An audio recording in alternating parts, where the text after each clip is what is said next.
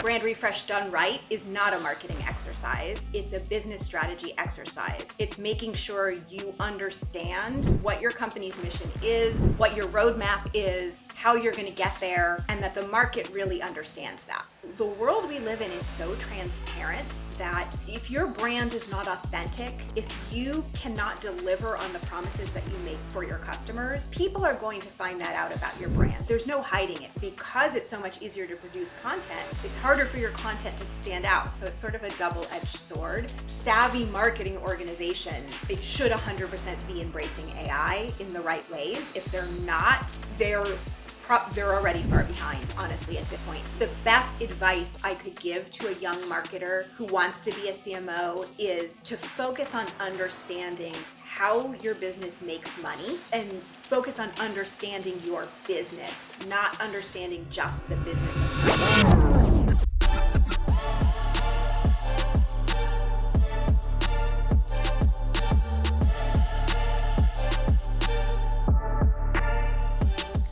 We've got Jody Kaminsky on the show today, the CMO of iCIMS, the newly rebranded iCIMS, I must say.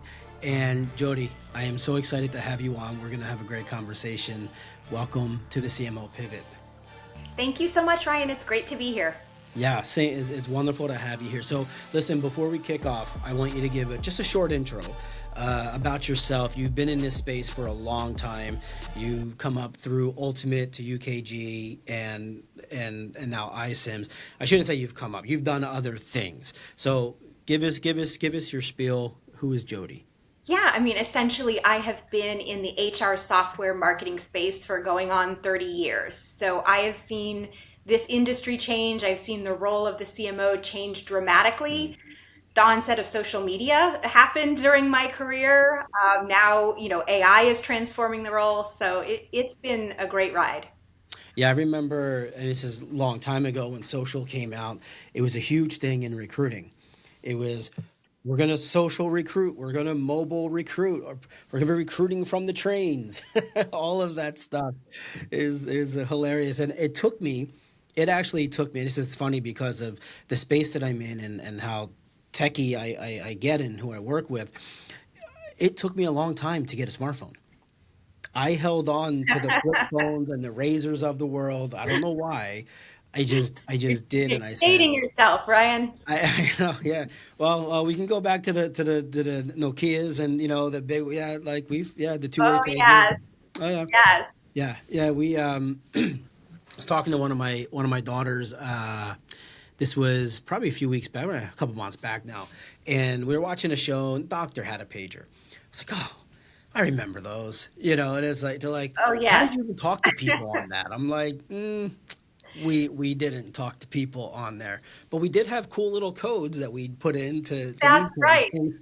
Oh my gosh, I remember that. And now, we lived without it we lived without smartphones for all those years. And now if I leave my smartphone at home, if I go to the gym, I freak out. I have to turn around and come home and get it. I absolutely do. I do the same thing. If I get to the parking lot and my headphones I don't have or my phone, I go back home and I get it. And I can see all the fitness people out there. You've got to be mentally tough. You've got to get in there and just do. No, I'm not going to be mentally tough, and I'm going to go home and get my phone. Well, they sure do make life easier. They do, and they make the treadmills go a lot faster. I completely agree with that. Just say that. So okay, so let's jump into this because you've been really, really busy. You all at iCIMS just went through a rebrand, and I'll pull this guy up because it sits on my wall right here. Yeah. And for those who can't see that, it's the iCIMS bird, and I don't even know the name. I just call it the iCIMS bird. But you told me before the show, 25 years, and he's retiring. Yes, that's Ike. Ike for iCIMS. Right. He's our bird mascot. He has been working hard for our brand for 25 years, and we decided with this brand update that we launched in March that it was time to let Ike retire. So he is going to take a little trip to Spain with his girlfriend Birdie, and he's going to get a little rest. Oh, do we have a whole story on what's happening? Like this could be an animated cartoon. It is actually an animated cartoon that our creative team created to send Ike on his way because he is so beloved here at iCIMS, and in the market he has a lot of fans Yeah. too. So No, absolutely. And I mean, I'm based here in Philadelphia, and we've got the Philly Fanatic. And it's like you can't talk Philly baseball without the Philly Fanatic. We also follow fictitious characters and believe they're real, like Rocky and all the others that we do. But anyhow, so let's talk about the rebrand. I want to get into this, and we don't have to go like super deep into all the secret sauce unless you want to. I'm totally fine with that. Rebranding is not just changing colors, right? And a lot of people think, oh, they changed their logo, Cracker Barrel, right? Change your logo, you're cool, you rebrand. But that's not what we're talking about here. Walk us through this.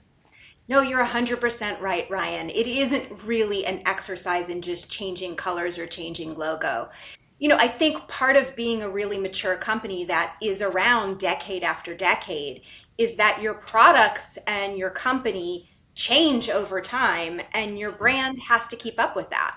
So, I think for iCIMS and for most companies that go through a refresh, it's really about making sure that your brand reflects your current business strategy and who you are today and where you're going with your products, and doesn't just stagnate and reflect who you were 5 years ago or 10 years ago or 20 Right. years ago.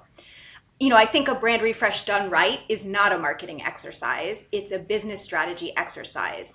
It's making sure you understand what your company's mission is, what your roadmap is, how you're going to get there, and that the market really understands that. So it's really about clarifying your business strategy and making sure that's clear to the world.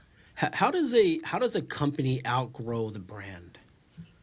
Yeah, I mean, I think there's a lot of different ways that, and you're in marketing, you've seen dozens of rebrands, brand refreshes over the years. I think there's, numerous different ways that a company can outgrow the brand. I think number one, a company can change directions or innovate its products or services Right. such that the perception of the old brand, the messaging, or even the look and feel of the old brand just doesn't reflect who the company is today. And I think that's very much the case with iCIMS.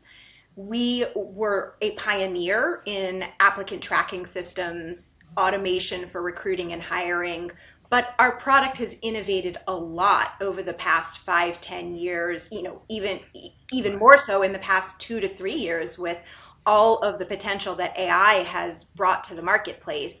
And so our old brand just it was a reflection of who we were, a pioneer in applicant tracking. It wasn't a reflection of really helping companies harness the power of AI in combination with people to make the hiring process better, faster, more effective. And so we were just due for an update. Does that coincide? I mean, you've been through a couple of these, but do you feel like that coincides with where the company is maturity wise in terms of revenue, employee size, or is it all product based? I would say, I mean, I think you're right. Some of those things can factor into a brand refresh. You might have a brand that looks and feels like a startup brand, and then, 10 to 15 years later, it just doesn't match who you are. I Hmm. think in our case, it really was a little bit more about how our products have evolved over time. And less about our size and our revenue, really really more about we are not the ATS provider that you may have known us as 10 years ago. Right. We have really committed to the way that we approach leveraging AI, which is very thoughtfully, responsibly, really being very deliberate about what we work with our clients to have AI do versus people do. We're not just slapping the AI label onto everything. We're not just applying AI, willy nilly, everything is AI. Because Hmm. really in the recruiting and hiring space, there's some things that you want AI to do, and there's some things that you need people to do. And so we really wanted that to come through in our brand. And of course, when we were first founded, LLMs and generative AI didn't even exist. Yeah, So we didn't even know what that word meant. yeah, exactly. Yeah, yeah. It's a really, I mean, it's a beautiful brand, by the way, and we'll put it somewhere on the screen and of course on the page for people to see.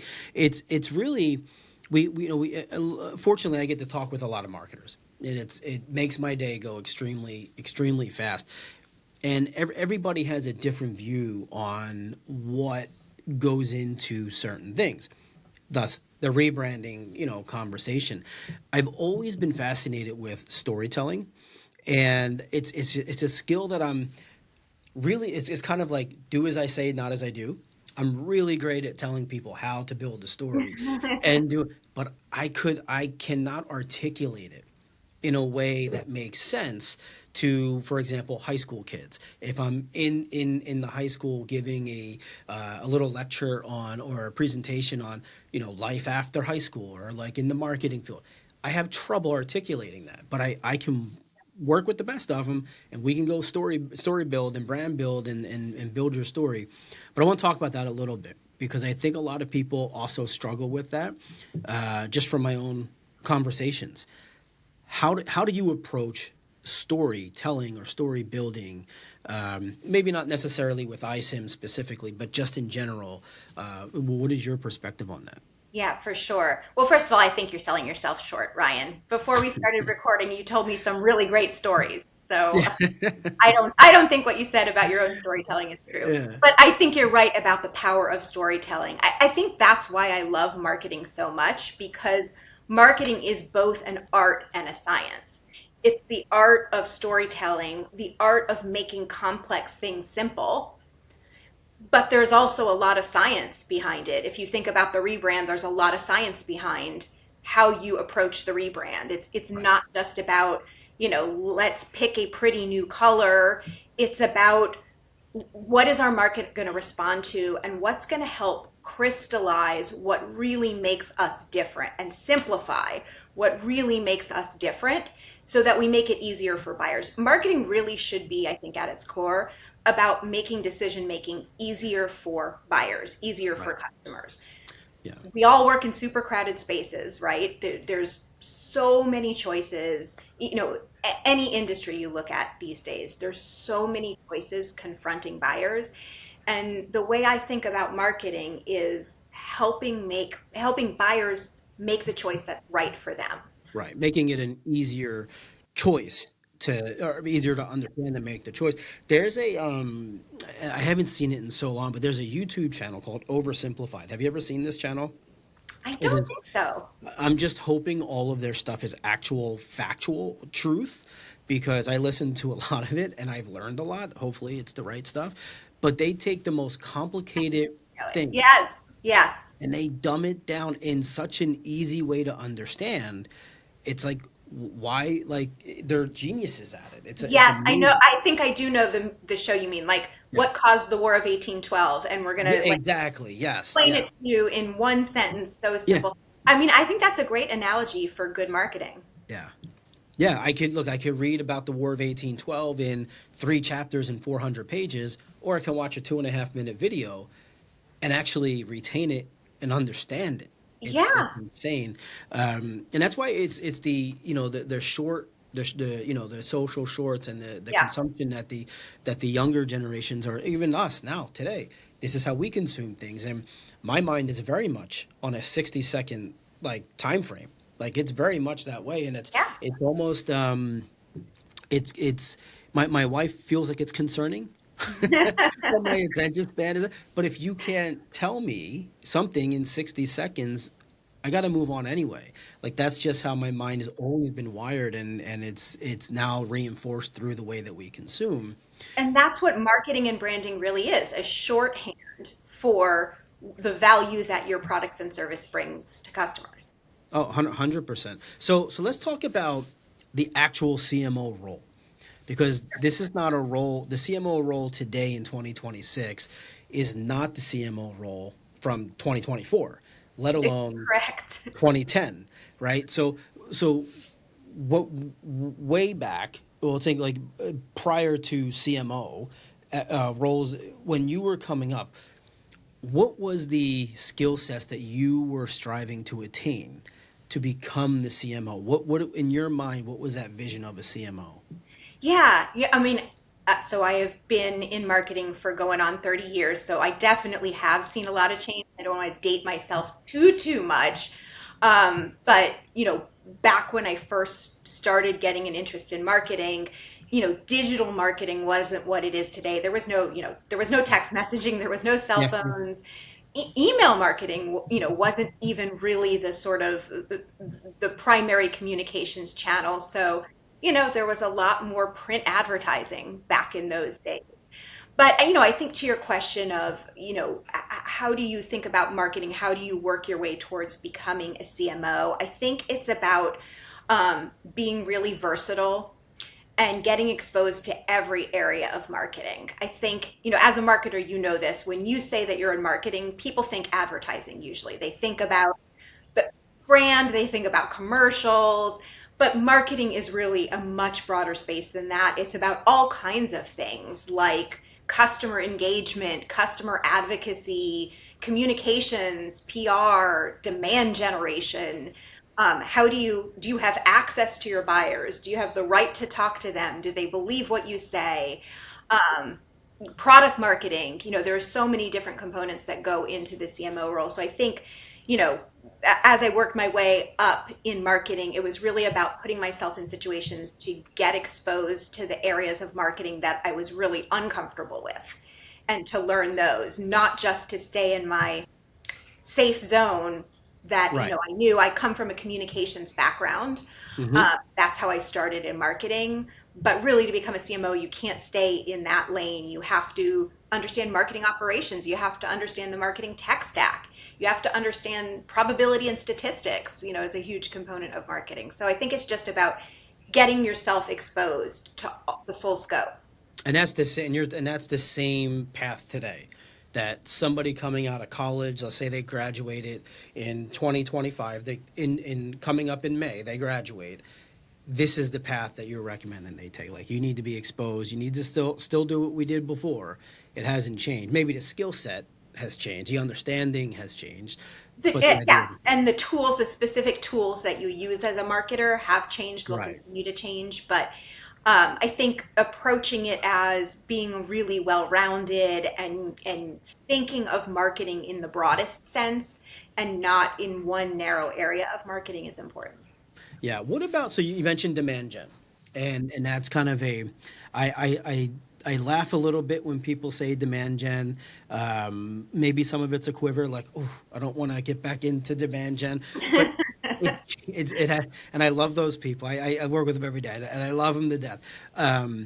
But I feel, and I want to get your take on this, and I know everyone has a role, right? Demand gen has a very specific role.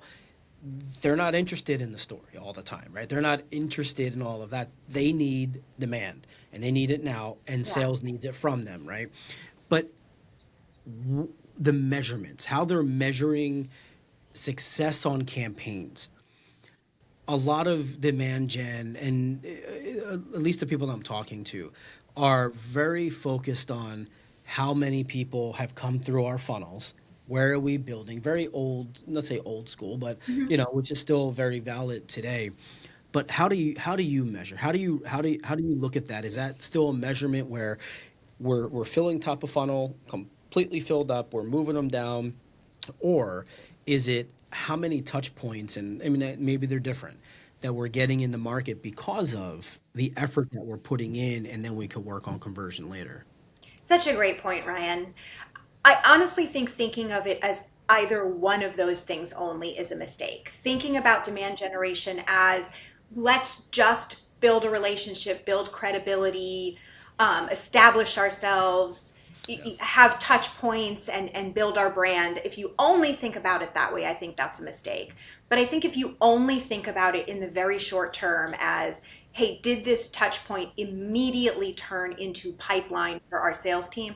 I think that's a huge mistake also, because the reality, especially in B2B software, is these are big decisions companies are making. They're Sure. going to do a lot of research. The sales cycles are long. And the world we live in is so transparent that if your brand is not authentic, if you cannot deliver on the promises that you make for your customers, people are going to find that out about your brand. There's no hiding it with social media and Reddit and all the different Yeah. ways that people can share their experiences with different brands. You have to think about your brand authenticity over the long term. And I think some of what you're talking about is, let's have a point of view on a particular topic. Let's be really focused on how we're going to help our customers address the challenges in that particular area. And that's building that credibility, building that relationship. That's a long-term proposition. It's not an instant transaction. So I think it's a mistake to think of demand gen as just this transactional thing. But however, you want to have both. You want to Sure. build a brand, build trust, build credibility, prove the authenticity of what you're saying with real customer experiences. But marketing is also accountable for making sure that we help our company find new customers. So you have to be focused on both. Yeah, I agree with that. Now, so you mentioned customer experience, and it's probably a different version of this, but Domino's, I've been spending time researching Domino's and a couple of others, because I've this is just how my mind works. When I see a pizza shop, for example, or a hardware store, and it doesn't have a name, like it's not like True Value Hardware. It just says hardware store, Yeah. and it's down the street, but it's like in a corner somewhere, not on the main street. But they've been around for 45 years. Mm-hmm. Or the pizza shop that literally just says pizza and steak, pizza and chicken, and they don't have fancy branding. They don't have, but they exist and they've been there as a staple for 50 years. And then you got Domino's, who spends millions of dollars, tens of millions on marketing and branding and all this other stuff, which is, I kind of really like their branding that they have in their campaigns. But they've developed an app. And have you ordered from Domino's at all? Oh, yes, I Okay. have two Okay. Good. We're boys. like the kids in the house love Domino's, right? So the app that they've built, right? There was an article in, I believe it was in the Journal, and then there was another one in like Ad Age or something like that. Their app really isn't true to what they're doing. It's Marco works in the store, but he's not working on your food, but now it's personal. Yeah. Right. And your food probably isn't in the oven when it says it's in the oven, but you're following along. Yeah. Right. And so it takes away the fear and the anxiety, Yes. creates a better experience for you, because you're not going to call them and ask where your food is because you're looking at it. It may not be true, but it's there and you visually see it. It prevents them from getting calls. And you're happy because you're getting a cute little app that says, Marco's, just put your pizza in the oven. I think that's a great example. I mean, they identified a need in an unserved need in the customer base. Customers want more visibility into the process, and maybe some consumers want less. They don't want to have to call. They want to see it Yeah. in an app. I don't know about your children. My children prefer to, text message people rather than pick up the phone and call. And so they figured out that's where the market was going, and they found a need, and it's a great way to differentiate. They text message me when they're upstairs. Hey, Dad, can you come? And I'm just like, are you kidding? And I've given up on it. I said, and I just respond back. I'm like, you know what? I don't feel like walking upstairs. I'm okay with this. I My know. Or wife you ever walked in. try, you call them and they don't answer, and then you text them and they instantly answer the text. Yeah, yeah. Now my wife's reverse of that. I'll text her and she doesn't answer, so I have to call her. She's very, very different with that. All right, so I want to talk about how AI is changing marketing, Yeah. because it's changing marketing a lot. It's everywhere in marketing, conversations everywhere. The question I have though is, what parts of marketing is actually actually changing because of AI? Where are we actually seeing the change, and not just, oh, we're using cool tools now? What is actually changing? What are we seeing? Yeah, I think there's sort of three different areas where AI is impacting marketing. So almost, at least in the B2B software space, but probably almost every industry, you have to figure out how you incorporate AI into the products and services you offer to your customers. So one way that AI is affecting marketing is how we message. How do we all shift our messaging to incorporate the new capabilities that we're all building into our products Right. and services around AI. So one is around how do we message AI externally in an authentic way that's true to what we deliver, that's differentiated and that is meaningful to our customers. I would say another way that AI is impacting marketing is the potential for AI to make marketers just more efficient, more productive. You know, AI, there's some things that AI is really, really great at speeding up for marketing. There's other things that AI isn't as good at. So I think Right. AI is impacting marketing in that savvy marketing organizations, it should 100% be embracing AI in the right ways. If they're not, they're they're already far behind, honestly, Yeah. at this point. But you know, it's interesting with AI because AI is making it so much easier to produce content, so much easier to produce content. Yeah. Yeah. And it's getting really However, good. it is getting really good. It can do some things really, really well. However, because it's so much easier to produce content, it's harder to stand out.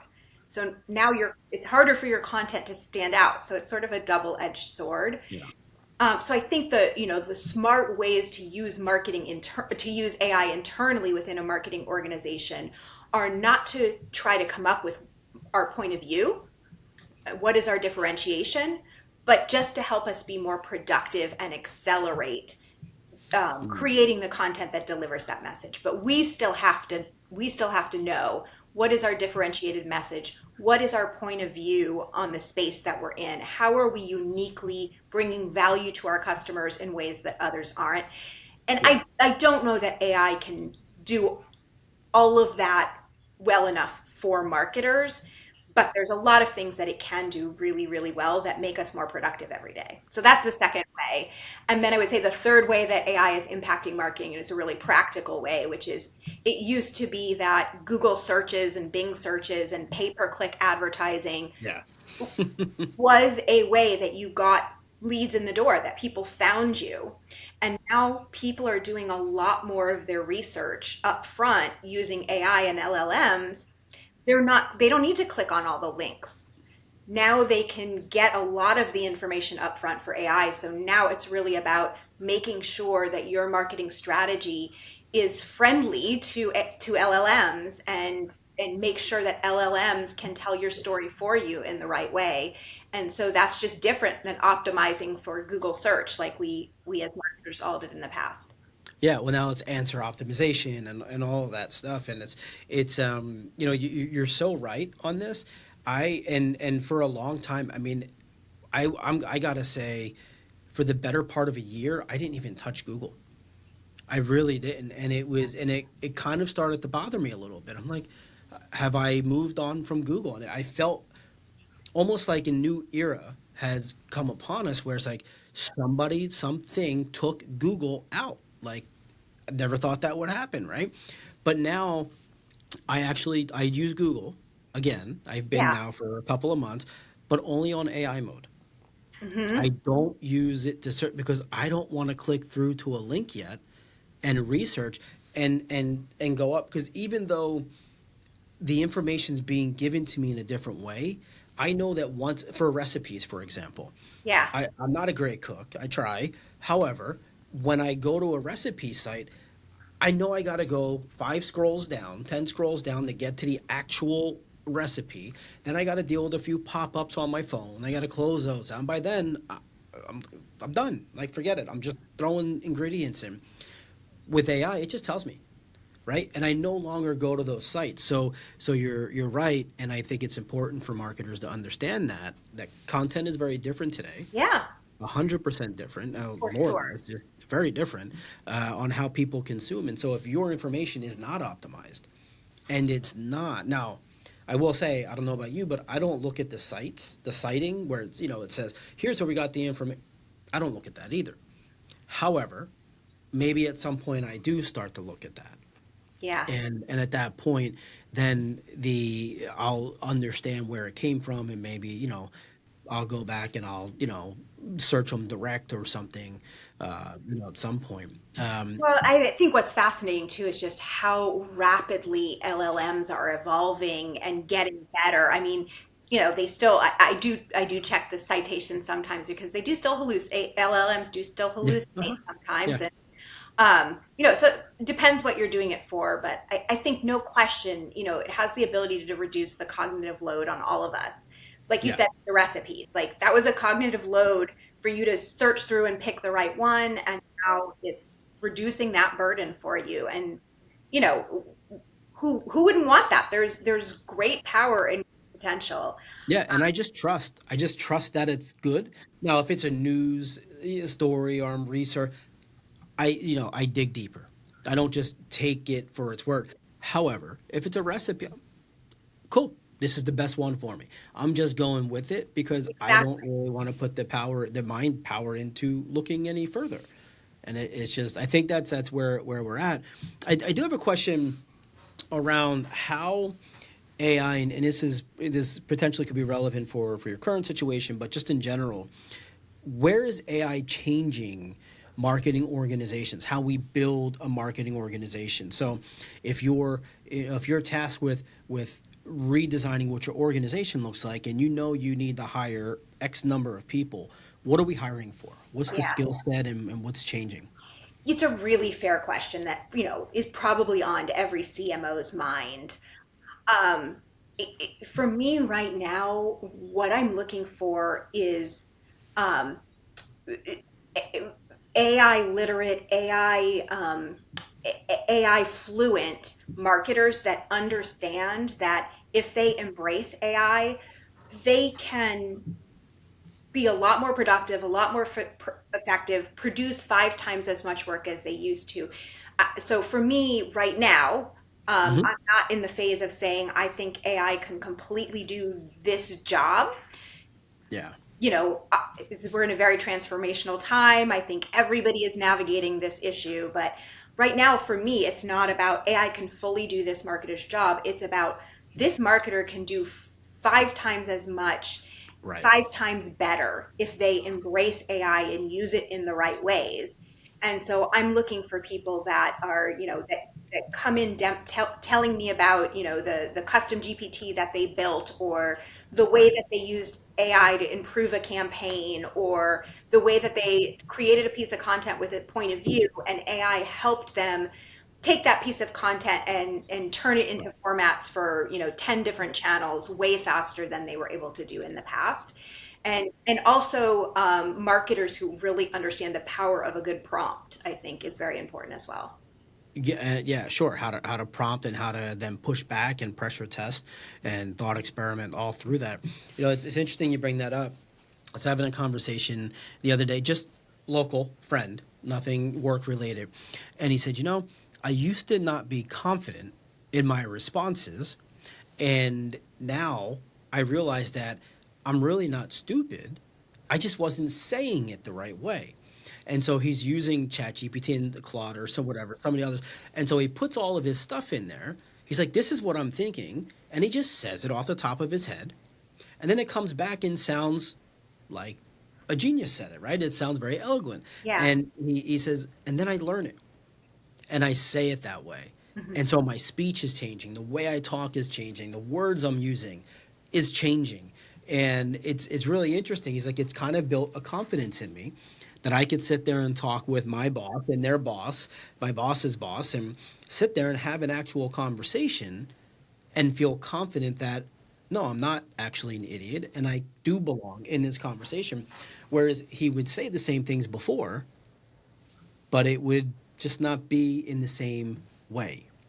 And he made a good point. I was like, I've never really thought about that, but it makes sense. And kind of, I'm like, I kind of like that.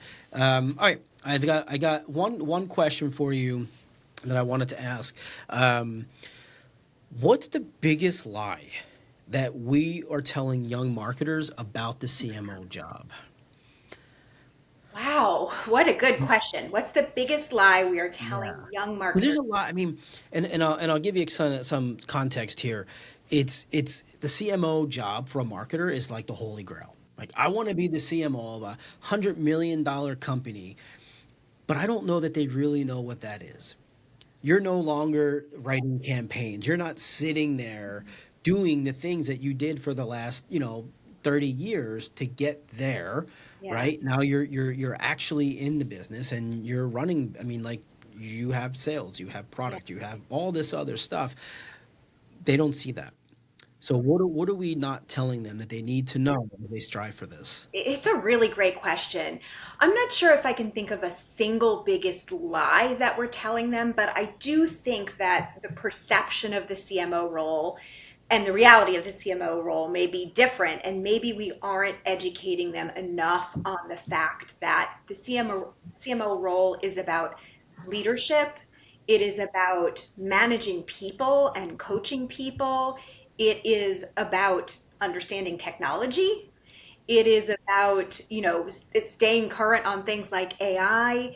It is about understanding data and math and statistics and how to build a budget and how to understand if the dollars you invest in marketing are working or not. So I think maybe we don't emphasize some of those skills as much as we emphasize other ones like Right. communication skills or creativity.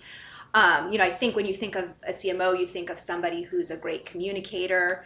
I'm still working Mhm. on that, but I think of somebody who's really strong in communications, or maybe somebody who's really creative and can design a great logo or a great website. And those are all pieces of it, but there are a lot of other things that go into the CMO role that maybe we're not emphasizing. Yeah. The growth, the business side of it, you're not hands on anymore. It's one of the topics I like to kind of get into just conversationally is there's there's a real stress behind signing a check or signing a budget for $10 million, $15 million to go run commercials and ads somewhere, Yeah. right? There's a real stress behind that, and that's real money. And I think that often gets overlooked in roles like this, where your signature affects an entire organization on everything that they're doing. And I lied. I do have one more question. Um, the You know what? Before you ask me the last question, I just thought of something else I want to say on this topic about young marketers. I think the best advice I could give to a young marketer who wants to be a CMO is to focus on understanding how your business makes money, and focus on understanding your business, not understanding just the business of marketing. I think that's the biggest gap I see, um, in young marketers that want to move into CMO roles. Is right. being a CMO is not just about understanding marketing, it's about understanding the business and the finance and the economics of the business. And I don't know that we emphasize that enough to young marketers. Yeah, right. They're not, they don't get an education there. They just kind of grow up through the ranks and battlefield promotions at times. But that's a great piece of advice.